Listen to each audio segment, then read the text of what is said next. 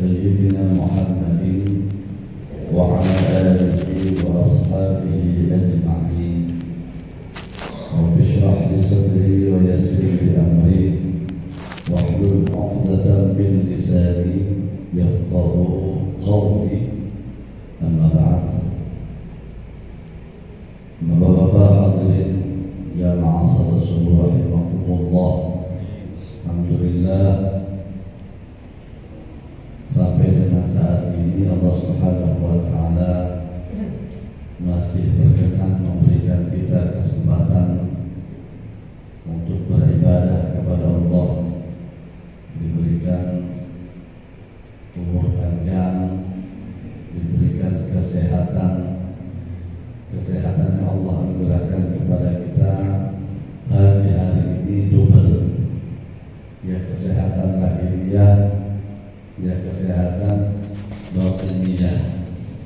Sebab kalau satu saja di antara dua, nggak dua-duanya, nggak mungkin kita ada di masjid. Ya, sehat badan tapi rohaninya sakit, nggak mungkin. Azan nggak mungkin kedengaran, namun pasti malas bawanya. Ya, karena saat azan dikumandangkan, ya bisa jadi telinga yang ingin mendengar, tapi telinga yang di sini nggak mau dengar. Ya, makanya nggak mungkin sampai. Kaki yang ada di sini, kaki zahir sehat, bisa dipakai jalan, tapi kaki yang ada di sini malas dipakai jalan. Jadi ada orang itu sehat secara fisik, tapi rohaninya penyakitan. Ya. Ada yang rohaninya, ada yang fisiknya sakit, tapi rohaninya sehat. Nah, itu juga kan repot juga. Cuma bisa ngomong, oh, coba kalau sehat, saya ke masjid. Coba kalau saya sehat, coba kalau. Ya. Nggak bisa melakukannya karena terkendala kesehatan jasmani. Berarti yang ada di sini lengkap semuanya. Sehat zahir, sehat batin, sehat jasmani, sehat rohani. Mudah-mudahan sampai dengan nanti Allah Subhanahu wa taala menghentikan jatah hidup kita di dunia, ya, dalam keadaan kita ibadah kepada Allah, dalam keadaan taat. Bapak-bapak yang dimuliakan Allah, tak terasa sudah hampir memasuki penghujung bulan Rajab. Perasaan saya tiap tahun saya punya Rajab aja di masjid. Setiap bulan Rajab pasti kebahagiaan. Atau di Haji tanpa ada settingan kan bahagia. Nggak ada settingan. Jadi ketemunya bulan Rajab seakan-akan saya diajak untuk mengingatkan saya dan bapak-bapak bahwa sebentar lagi kita bakal memasuki bulan, bukan pemilu, bukan, bakal memasuki. Kalau bikin pemilu kacau, yang ada ruwet mana, siapa, ya ada justru kita kadang-kadang sering kejebak. Kalau urusannya pemilu sering kejebak apa? Kejebak mengidolakan pilihan kita, merendahkan pilihan orang lain. Seakan-akan pilihan kita lah yang paling benar, pilihan orang itu salah. Kan kejebak kita namanya itu. Belum tentu apa yang kita pilih itu yang terbaik menurut Allah. Itu kan menurut sekali kita, oh orang yang soleh kan kata kita. Kita tidak tahu dalamnya orang. Bapak melihat saya pakai peci, pakai sorban, langsung saja dulu, oh pasti orang soleh. Atau jangan-jangan bosan wali. Kan kita nggak tahu di belakang bapak-bapak saya ngapain, nggak tahu. Hanya Allah ya, hanya Allah Subhanahu wa taala. Makanya nggak usah mikirin pemilu, cukup dilaksanakan saja pada waktunya. Hentikan mendukung secara berlebihan, membagi buta sehingga menjelek-jelekan yang lain. Kenal juga enggak, jelek-jelekin kan rugi kita. Menjelek-jelekan orang yang kita nggak kenal. Yang kenal saja kita ketahuan jelek di depan kita, nggak boleh kita menjelek-jelekan dia. Sebab pada sendiri setiap orang itu pasti ada kebaikan di sisi keburukan kita. Pasti ada kelebihan di samping kekurangan dia. Itulah manusia. Memang paketan manusia begitu. Dalam diri manusia itu ada kelebihan, ada kekurangan. Ya. Seorang ini kayaknya baca Al-Fatihahnya nggak bagus. Ya. Padahal kita nggak tahu, ternyata dia sedang bersungguh-sungguh pengen bisa baca Fatihah, cuma belum ketemu lidahnya ini. Ya. Tapi kesungguhan dia ini jangan-jangan dinilai oleh Allah Subhanahu wa Ta'ala. Udah lama-lama kita bisa mengarahkan. Bapak-bapak rahimahullah, ya, Rajab adalah bulan yang akan menghantarkan kita kepada bulan Ramadan. Kalau dulu pengen tahu Ramadan itu kapan, para ulama dulu berijtihad dengan berbagai cara. Ada yang ilmu falak, ada yang istilah sekarang dikenal dengan astronomi, ya, melihat apa namanya, melihat bulan, ya. Dulu dengan mata telanjang karena belum ada alatnya, ada dengan cara menghitung, ada yang disebut dengan hisab. Sekarang kita nggak repot-repot, ya. Sekarang kita nggak repot-repot, nggak perlu pakai teropong, nggak usah perlu hitung-hitung dengan cara hisab, cukup masuk alfa indomar, udah ketahuan sebentar lagi Ramadan. Kenapa? Ada tanda-tanda dari alfa indomar.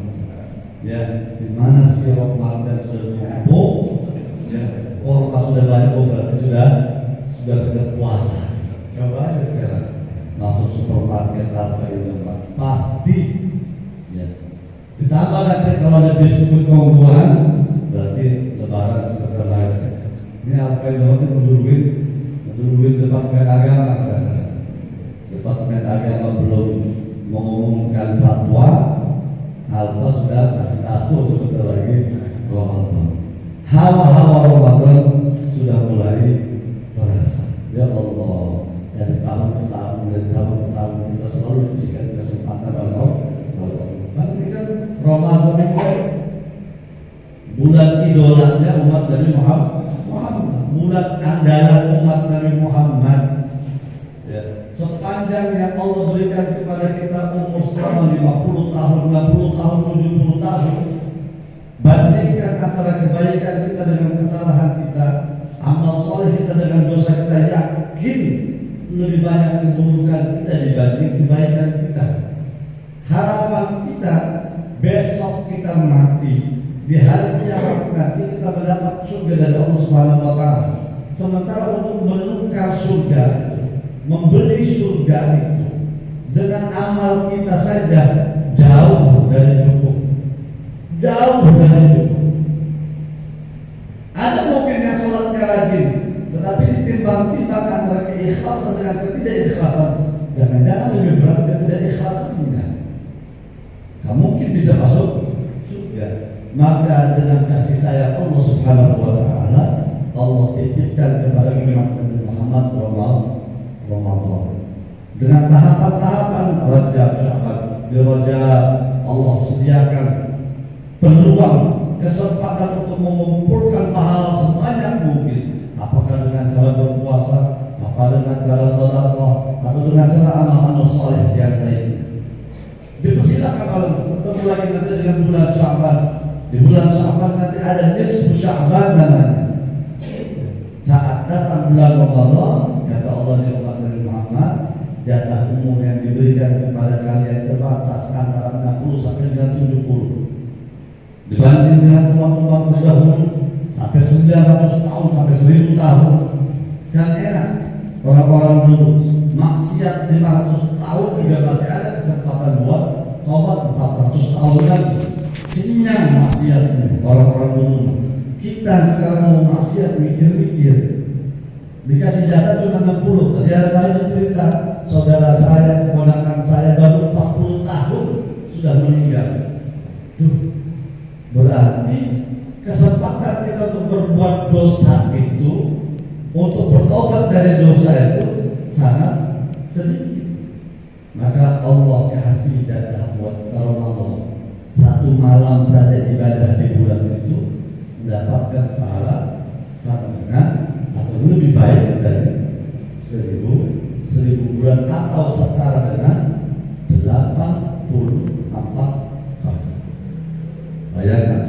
saja kita ibadah, katakan sholat sunnah 2 rakaat, dihitung sholat sunnah 2 rakaat itu sama dengan 84 tahun minimal.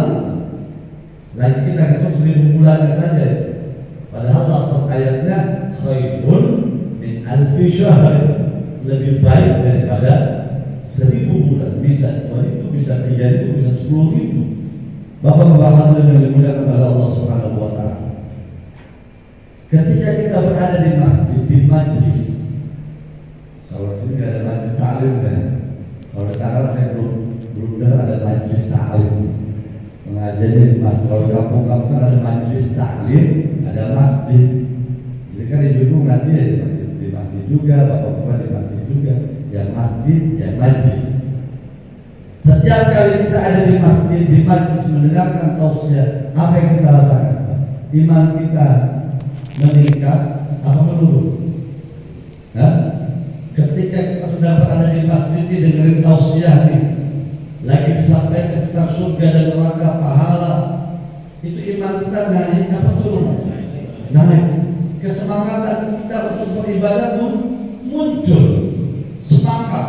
Dibacakan ayat-ayat neraka, jangan sampai masuk neraka. Dibacakan ayat-ayat surga, ya Allah mudah-mudahan saya masuk surga. Diceritakan tentang sosok bidadari, nafsu pengen buru-buru mati. Begitu diceritakan bidadari itu makhluk yang paling cantik yang pernah Allah ciptakan. Satu laki-laki mendapatkan jatah 70 bidadari, pengen buru-buru mati pengen ketemu bidadari. Rasa-rasanya seperti itu. Itulah yang dirasakan oleh sahabat-sahabat Nabi. Apalagi yang menyampaikannya Nabi. Kalau saya cerita tentang surga, ya, cerita tentang surga biasa-biasa saja mungkin yang dirasakan oleh bapak-bapak. Karena apa yang saya ceritakan cuma modal bersumber dari apa yang saya baca. Beda ketika Nabi Shallallahu Alaihi Wasallam menceritakan tentang keadaan surga di hadapan sahabat-sahabatnya. Nabi menceritakan surga berdasarkan apa yang pernah Nabi lihat. Karena Nabi pernah diizinkan oleh Allah menyaksikan langsung, melihat langsung keindahan surga. Hebatnya Nabi Muhammad Sallallahu Alaihi Wasallam sudah tahu surga sebelum masuk ke dalam surga. Sudah diperlihatkan oleh Allah keindahan surga. Maka ketika beliau menceritakan tentang surga, apa yang beliau ceritakan itu berdasarkan apa yang pernah beliau lihat. Terasa. Kalau saya pernah melihat perempuan cantik, lalu kemudian saya ceritakan di hadapan bapak-bapak, pasti beda ceritanya. Tadi saya menangis, semangat saya ceritanya itu. Tapi kalau nggak pernah saya lihat, terus saya cerita, ngambang ceritanya itu. Ketika Rasul menceritakan tentang keadaan neraka, bagaimana orang-orang di dalam neraka, itu membuat para sahabat-sahabat semua hancur dalam ketakutan. Kenapa? Apa yang Rasulullah ceritakan sesuai dengan apa yang pernah beliau lihat ketika beliau diizinkan oleh Allah untuk melihat pemandangan neraka. Bagaimana bentuk siksaan di neraka? Siksanya orang munafik, siksanya orang pembohong, siksanya orang yang kikir, yang pelit dan bakhil, siksanya orang yang melakukan zina, siksaan orang laki-laki yang matanya masih jelalatan padahal sudah punya istri, masih tuang tengok. Kata Nabi, itu matanya dikojos bahannya pakai besi panas. Ya, bapak umur sudah 60 tahun, keluar rumah melihat yang benih-benih masih melotot. Beda hukumannya sama anak muda melihat yang benih-benih melotot. Jangan sama nih. Kalau yang muda-muda masih dibilang wajar sama malaikat, wajar, masih muda, belum punya. Ini 50 tahun, udah 60 tahun, udah ngerasain puluhan tahun masih jelalatan juga. Itu disiapin di neraka itu besi panas, ojos neraka sampai tembus. Alhamdulillah ini kapok kalau begitu. Jangan lagi. Nabi ceritakan itu apa pengakuan sahabat itu kalau Nabi sedang menceritakan surga dan neraka, ka'anna ra'yal 'ain. Dalam hadis kata sahabat, ka'anna ra'yal 'ain, seakan-akan itu yang namanya surga dan neraka tervisualisasi, terlihat nampak di pelupuk mata para sahabat. Karena imannya sahabat itu levelnya level tinggi, beda dengan kita. Kita kalau orang ceramah serius, pasti reaksinya ngantuk. Kalau ada ustaz ceramah serius tentang surga neraka, reaksinya pasti ngantuk. Kalau sahabat enggak, naik iman sahabat itu surga dan neraka tergambar seakan-akan mereka juga itu menyaksikan surga dan neraka. Karena ya lain beres Nabi ceramah itu sudah yang biasa baca Quran, yang biasa zikir, yang demen salat, yang demen baca tasbih, naik imannya. Tapi ketika pulang ke rumah, begitu di rumah melihat bini, melihat istri, udah lain lagi, udah lupa keramaian di masjid tadi itu. Udah yang diingat bini, udah ingat mati lagi. Ketemu apalagi misalnya pergi di tempat kerja, di tempat kerjaan udah nggak ingat sama Pak Ustadz tadi itu apa, udah nggak ingat. Yang ada bagaimana nanti pulang lebih banyak. Kira-kira begitu lah. Ya. Ternyata apa yang dirasakan oleh bapak-bapak pernah dirasakan juga oleh sahabat-sahabat Nabi yang imannya jauh dibanding kita. Ada salah satu pengakuan sahabat Nabi namanya Hanzalah. Siapa namanya Pak? Hanzalah ini sahabat dekat Nabi. Selain yang Al-Khulafaur Rasyidun, Hanzalah ini orang kepercayaan Nabi. Hanzalah ini orang yang diberikan kepercayaan sebagai oleh Nabi sebagai penulis wahyu di antara sahabat-sahabat yang lain. Ada banyak sahabat-sahabat yang diberikan mandat oleh Nabi untuk mencatat setiap wahyu yang turun kepada Rasulullah SAW.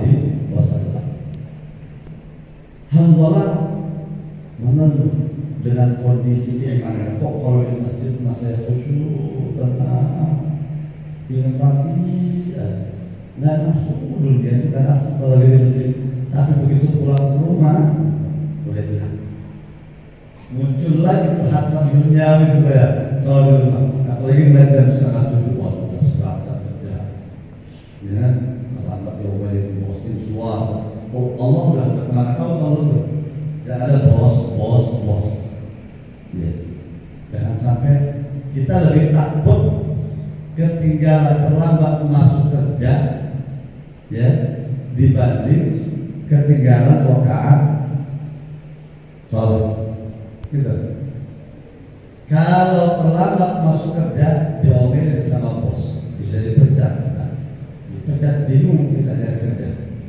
Tapi kalau kita terlambat sholat atau bahkan meninggalkan sholat, nggak pernah kepikiran kita takut dipecat sama Allah. Padahal lebih serem banget tuh, dipecat dari hamba Allah apa dipecat dari tempat kerjaan? Hah? Pasti dipecat dari tempat kerjaan. Kalau yang Allah kan kita nggak lihat. Kalau tempat kerjaan kan dapat mata. Urusan anak bini, gitu. Suatu ketika Hanzalah berpapasan dengan sahabat Abu Bakar Siddiq radhiyallahu ta'ala, berpapasan. Gitu. Ditanya Abu Bakar, ya Hanzalah, kaifa anta?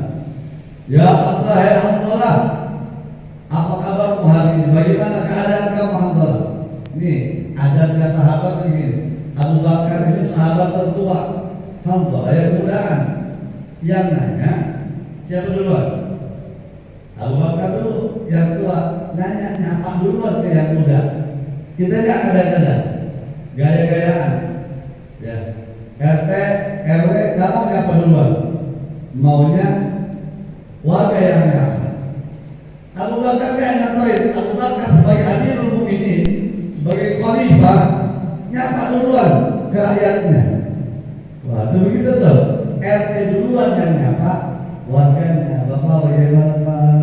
Lancar perusahaan. Oh, itu warga kalau disapa sama pejabatnya. Ustadz duluan yang nyapa jamaahnya. Jangan nunggu jamaahnya Pak. Ustadz yang dicontohkan bukan begitu. Jangan nyapa bila ada mau depan. Ngapa datang ke keluarga pas bila ada maunya, kemauannya sudah terpenuhi, sudah ditinggal. Hanzalah ditanya sama Abu Bakar, bagaimana keadaan Hanzalah? Apa jawab Hanzalah? Nafaqa Hanzalah. Nafaqa Hanzalah.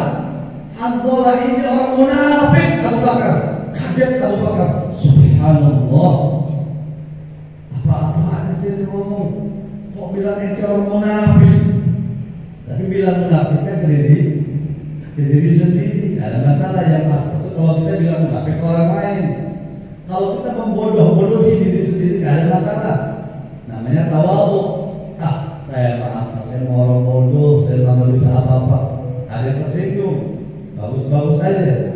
Namanya tawadhu. Yang salah kalau kita membodoh-bodohi orang lain. Dasar kamu bodoh, dasar kamu nggak tahu diri. Hanzalah merasakan bahwa dia ini adalah orang yang munafik. Apa munafik itu? Munafik itu apa?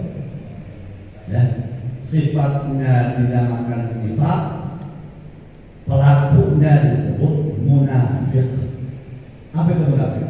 Munafik itu artinya orang yang menampakkan kebaikan, menyembunyikan keburukan. Di depan kita baik-baik saja, seakan-akan tidak ada masalah, tidak ada kebencian, tapi di belakang kita ngedumel. Namanya munafik. Kalau dalam bahasa agamanya, pura-pura ibadah, padahal tidak. Ini orang-orang munafik ini orang yang paling berbahaya, bahkan lebih bahaya daripada orang kafir.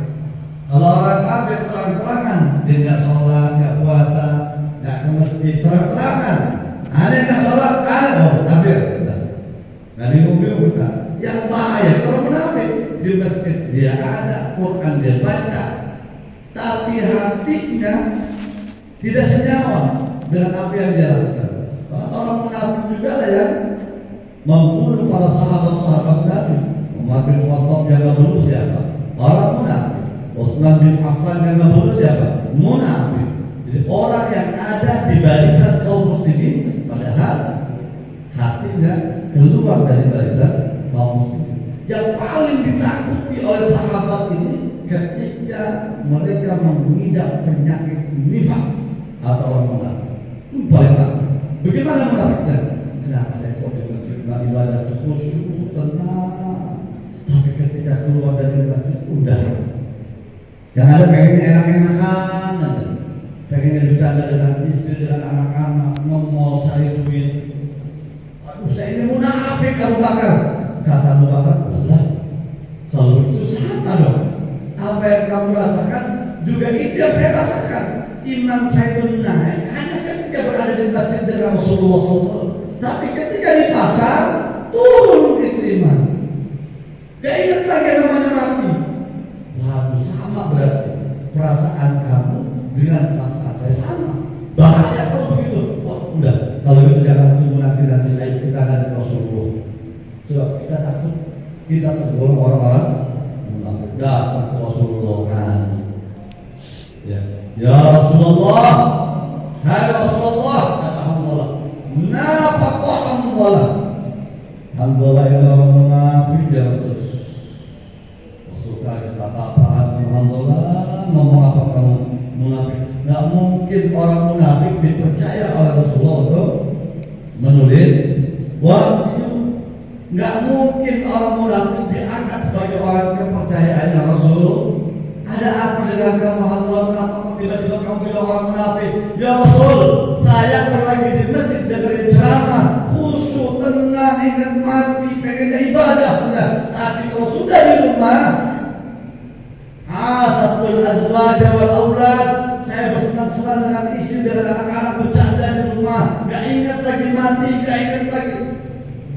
Rasulullah Sallallahu Alaihi Wasallam adalah atau kalau iman kamu lempeng ada, ingat mati ada, zikir ada, ibadah ada, itu malaikat turun semua cium tangan kayak dalam doa, dicium tangan belak balik sama malaikat.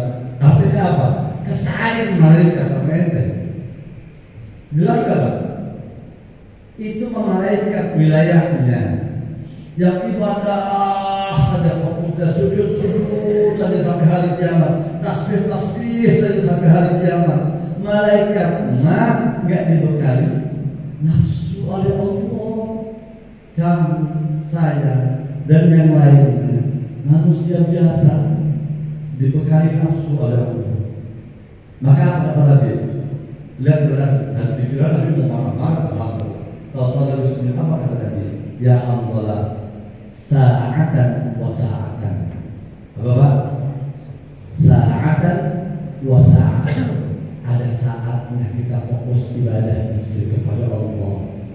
Ada saatnya juga kita menikmati dunia yang Allah berikan kepada kita. Wayahnya ngemol-ngemol, wayahnya jalan-jalan,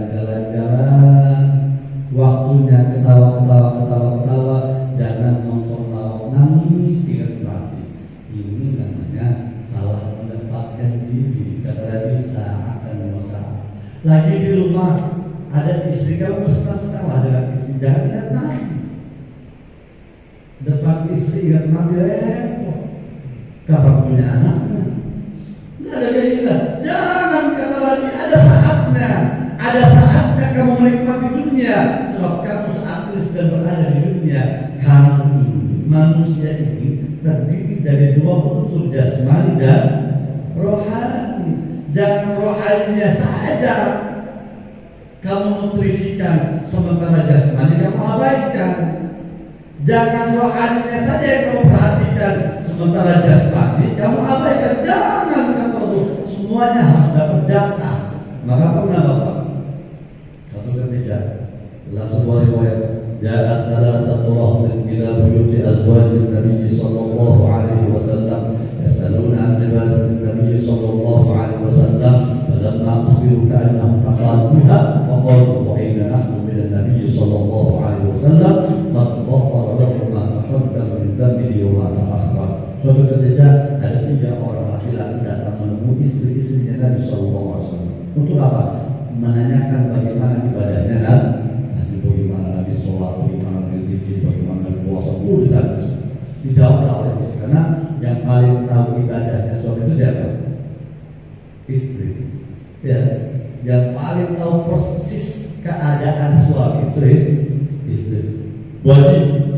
Pak Haji kayak rajin ibadahnya. Apaan? Bor-bor kalau rumah belum bohong. Istri lebih tahu. Kita mah di luar sepintas aja melihatnya. Masya Allah, wajib Pak Haji pakainya rapi, ada pakai. Berarti tadi jangan sholat. Bor-bor kembali. Jangan bangunin subuh juga saya. Istrinya tarik-tarik disiram. Mulu disiram tuh. Nah, ini 3 orang yang nanya ke istri Nabi bagaimana ibadahnya. Dia ceritakan oleh istri, karena istri Nabi lebih tahu. Nabi itu kalau sholat malam, Nabi itu kalau sholat tahajud, Nabi itu kalau lagi zikir, Nabi itu kalau baca akhirnya apa? Yang 3 orang ini. Ya Allah, Nabi saja yang sudah dijamin surganya, dijaga dari dosa, ibadahnya segitu kencangnya. Sementara kita yang belum dapat jaminan surga, belum dapat jaminan ampunan, ibadahnya biasa-biasa saja. Akhirnya apa? Kata yang satu orang, amma ana, demi Allah saya berjanji, mulai detik ini saya tidak akan pernah tidur malam. Saya mau sholat sepanjang malam, dari maghrib sampai subuh, nggak mau tidur, ibadah aja. Kata yang kedua, kalau saya mau puasa seumur hidup nggak mau batal-batal. Kata yang ketiga, ya ente bercuma mau sholat sepanjang malam, selagi di rumah masih ada yang namanya bibi, nggak bisa sholat. Lagi enak-enak sholat Allah, bukan konsentrasi. Ya, dulu ya konsentrasi keinginan pengen buru-buru dahan sholatnya. Ente mau puasa seumur hidup, selagi di rumah masih ada perempuan, masih ada bini, nggak bakal ente bisa tenang puasa. Lagi enak-enaknya puasa, lagi lapar-lapar ente puasa siang-siang ditawar sama bini, lepak-lepak ente.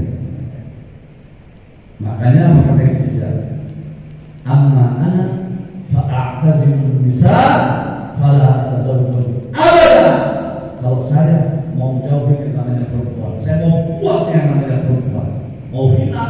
namanya perempuan dari pikiran saya nggak mau kawin seumur hidup. Biar kerok ini perempuan. Yang bikin kita nggak pernah sholat, nggak pernah puasa, nggak pernah ibadah. Nggak ada pokoknya maunya bi aja. Mau menyendiri zikir, sholat ibadah, zikir, sholat ibadah. Rupa-rupanya janjian 3 orang ini nyampe ke Nabi Sallallahu Alaihi Wasallam. Kedengaran sama Nabi dipanggil 3-3-nya. Antumul ladzina qultum kadza wa kadza. Hai 3 orang. Ente yang bilang mau sholat malam seumur hidup, nggak mau tidur.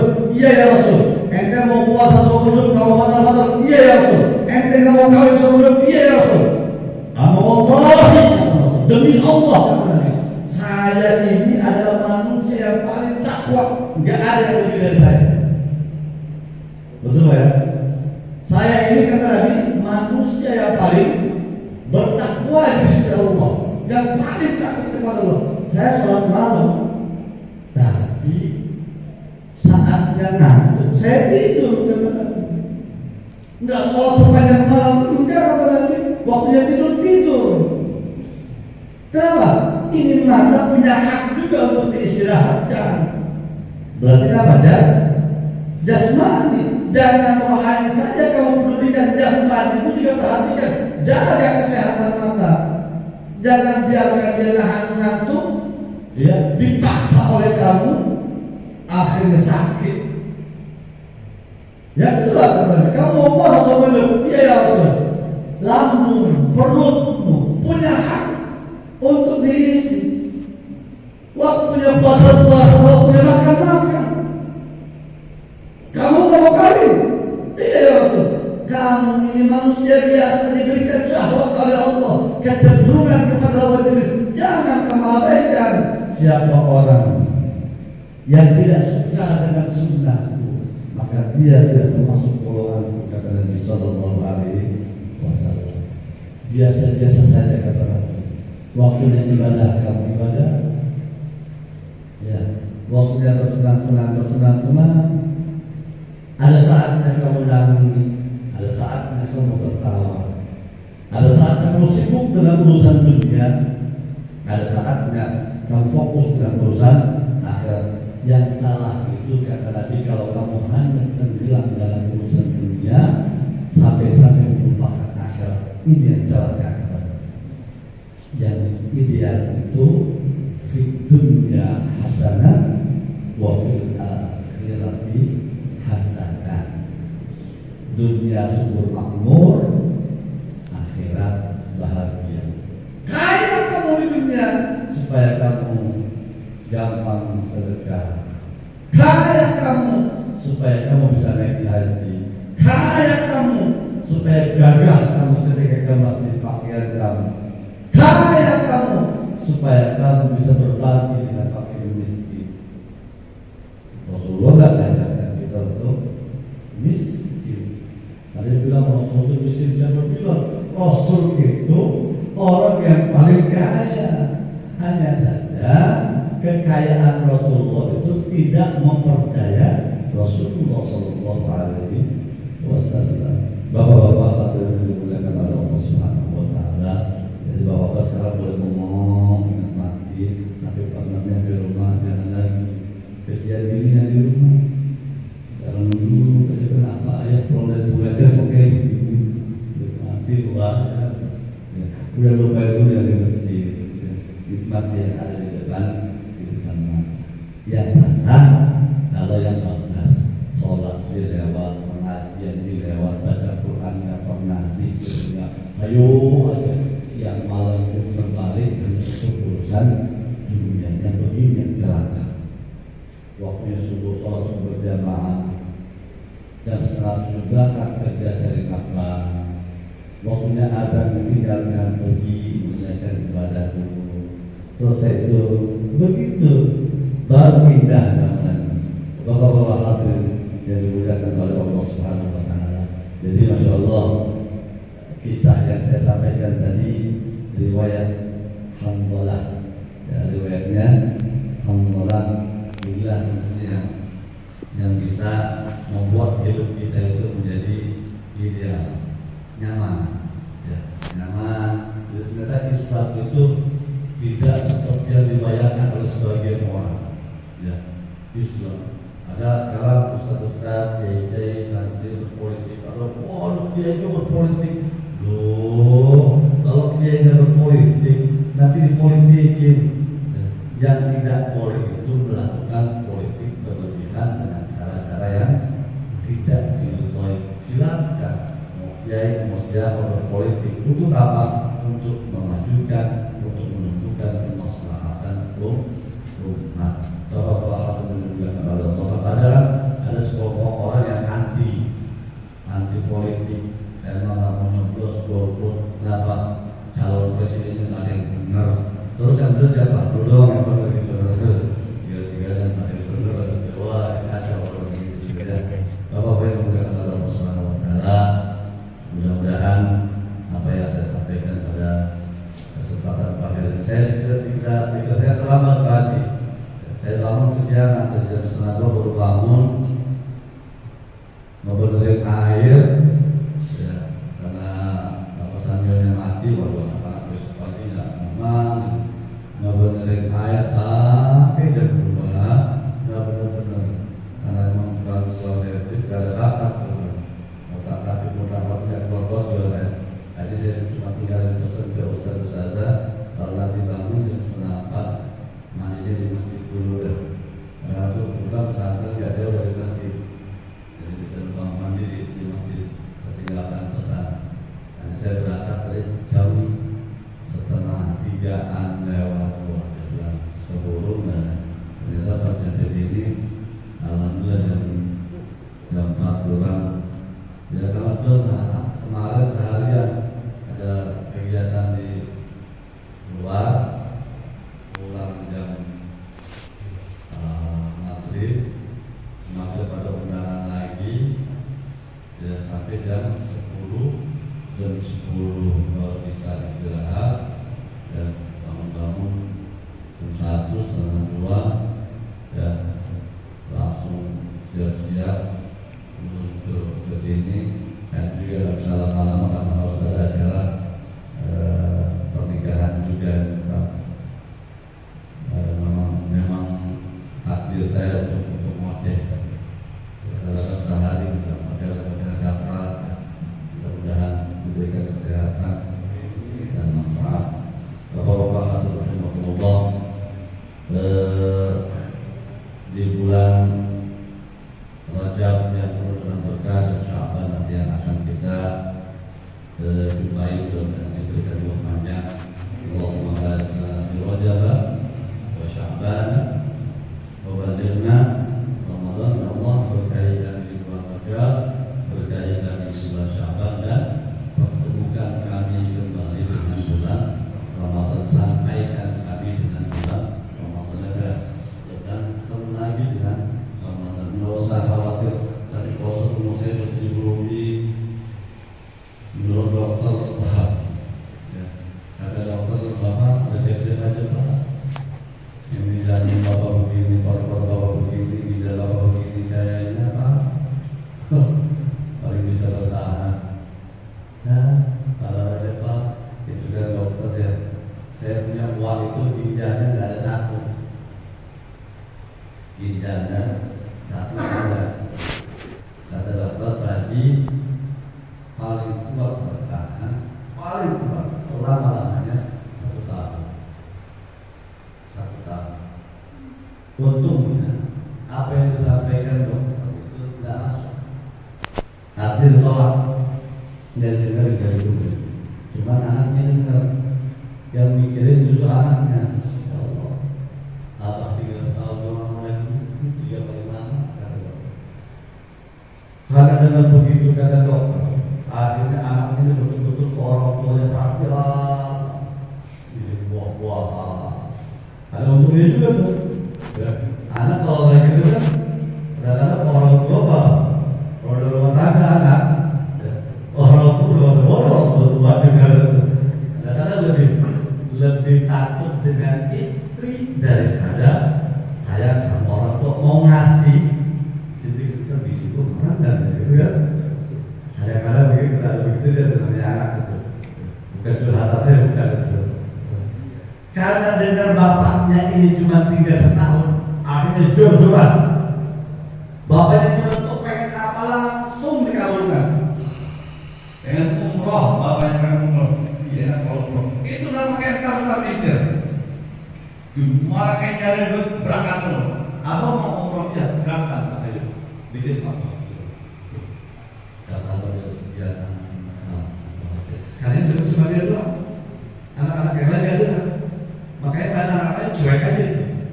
Udah setahun, anaknya minus. Masih hidup.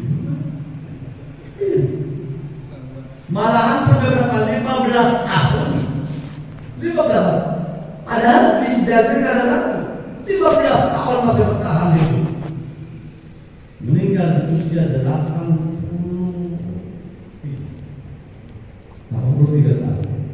Sakit, dibawa ke rumah sakit, baru masuk rumah sakit bapak pulang.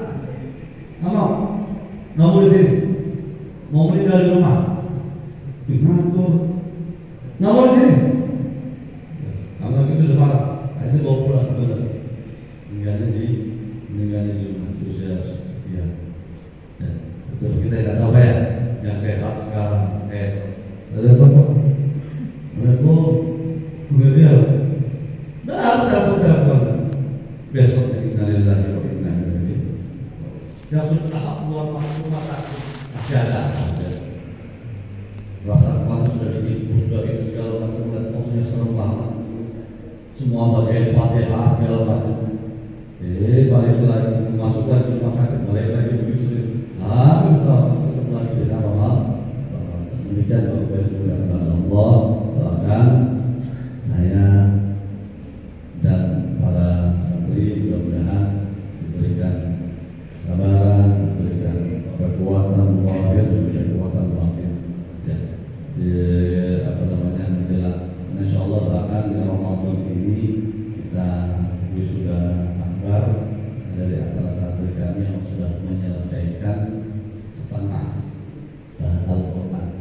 Artinya 15 juz dalam waktu 1 tahun. Alhamdulillah dari 115 santri sudah ada sekitar 10 orang yang sudah layak menjadi imam di masjid dengan kualitas bacaan dan hafalannya. Dan doakan juga dilancarkan dalam proses pembangunannya. Kita masih membangun di lantai luarnya belum terbangun, tinggal menutup atap. Karena modal kita cuma modal semangat, modal kemauan.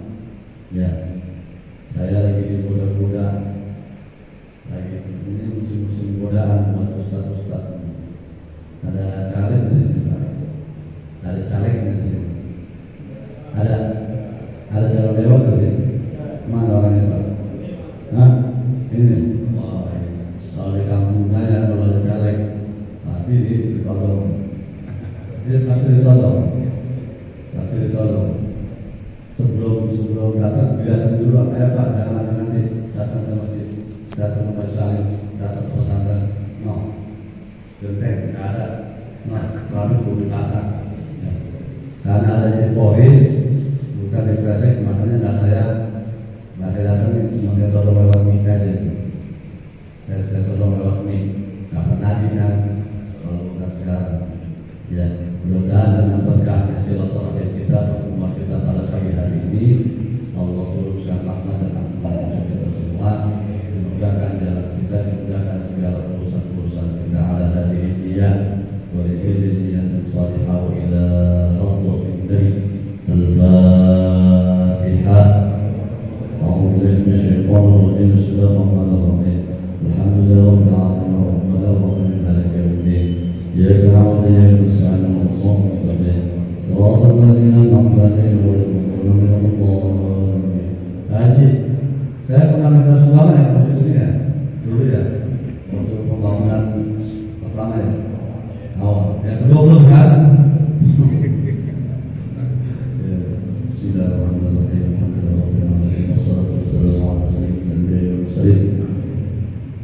اللهم اجعل جمعنا هذا جمعا مرحوما وتفرقنا من بعده تفرقا معصوما.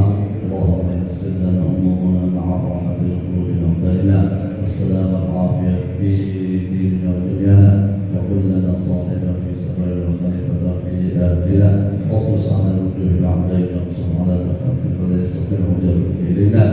ربنا ظلمنا انفسنا وان لم تغفر لنا وترحمنا لنكن من الخاسرين. ربنا آتنا في الدنيا حسنة وفي الآخرة حسنة وقنا عذاب النار. والحمد لله رب العالمين. هدانا الله وإياكم أجمعين. والسلام عليكم